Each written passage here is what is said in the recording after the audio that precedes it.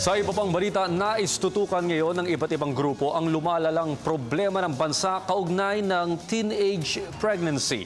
Ayon kay Dr. Betchay Castro, malaki ang papel ng mga social workers upang tulungan ang mga magulang sa tamang pagpapalaki sa kanilang mga anak. Ang kabuuan ng detalye hatid sa amin ng aming kasamang si Joseph Parafina via phone patch.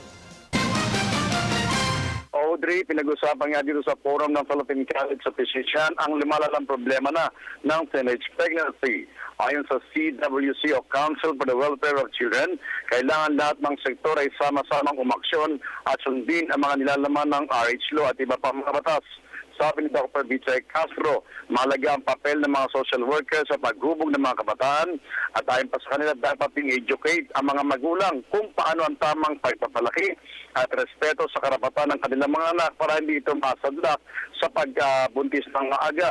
Paramang kay Ms. May A. Pabros na sa tamang pagpapalaki at hayaang makapagdesisyon ang mga bata na may gabay ng kanilang mga magulang.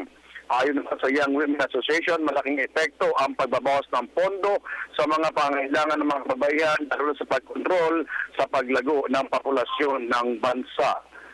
With Naz Domingo and Ron Balboa. Ako po naman si Joseph Parafina, Television ng Bayan.